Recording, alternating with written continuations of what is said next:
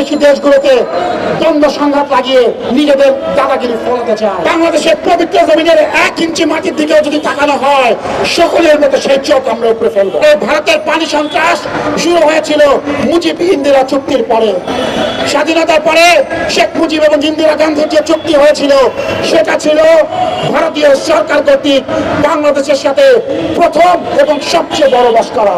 গণ অভ্যুত্থানের মুখে বিশ্ব ইতিহাসের নিকৃষ্টতম পতিত স্বৈরাচার লেডি ফেরাউন শেখ হাসিনা বাংলাদেশ ছেড়ে পালাতে বাধ্য হয়েছে।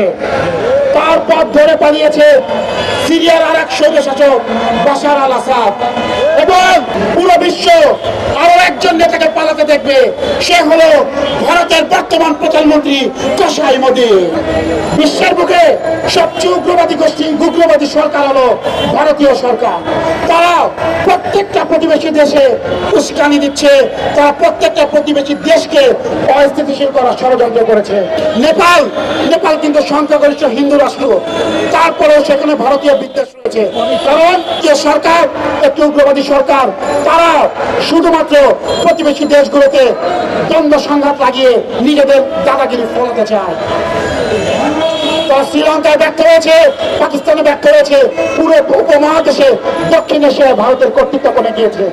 ভারতের যিনি নিরাপত্তা প্রধান রয়েছেন অজিত দোভাল, সে ইচ্ছাকৃতভাবে পরিকল্পিতভাবে যে প্রত্যেকটা দেশে রয়ের মাধ্যমে যেভাবে ষড়যন্ত্র করছিল, প্রত্যেকটা দেশকে প্রত্যাখ্যান করেছে, ভারতের গণতান্ত্রিক চরিত্রকে হরণ করেছে।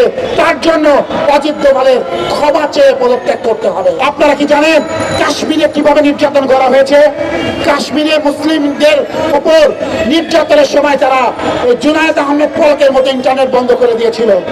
কাশ্মীরের বাইরে কাশ্মীরের ছাত্ররা যারা দিল্লিতে থাকতো, তারা কিন্তু সেখানে টেলিফোনে অনেকদিন কথা বলতে পারতো না তাদের আত্মীয় স্বজনদের সাথে। 2013 সালে গুলুলুম একটা গ্রামে ভারতীয় বিএসএফ কাশ্মীরের 6 জনকে এক গুলিতে হত্যা করেছিল। আমরা কিন্তু সেগুলো ভুলে যাই নাই। দিল্লিতে মুসলমানদের উপর আগ্রাসন হয়েছিল, সেখানেও মুসলমানদের ছাত্ররা কিন্তু বিক্ষোভ করেছিল। ভারত বাংলাদেশের সম্পর্ক পিপুল টু পিপুল, জনগণের সাথে জনগণের সম্পর্ক। হিন্দুত্ববাদী মোদী সরকার এখানে কোনো দিনও আর কখনো দাবেদারি সরকার প্রতিষ্ঠা করতে পারবে না। বাংলাদেশের পবিত্র জমিনের 1 ইঞ্চি মাটির দিকেও যদি তাকানো হয়, সকলের মতো সেই চোখ আমরা উপরে ফেলবো। ভারত শুধুমাত্র যে তথ্য সন্ত্রাস চালাচ্ছে বাংলাদেশের বিরুদ্ধে তা না, রীতিমতো তারা পানি সন্ত্রাসও চালিয়েছে। সিলেটে যে বন্যা হয় তার কারণ তাদের সেই পানি সন্ত্রাসের কারণে। আর এই ভারতের পানি সন্ত্রাস শুরু হয়েছিল মুজিব ইন্দিরা চুক্তির পরে। স্বাধীনতার পরে শেখ মুজিব এবং ইন্দিরা গান্ধীর যে চুক্তি হয়েছিল, সেটা ছিল ভারতীয় সরকার কর্তৃক বাংলাদেশের সাথে প্রথম এবং সবচেয়ে বড় মস্করা।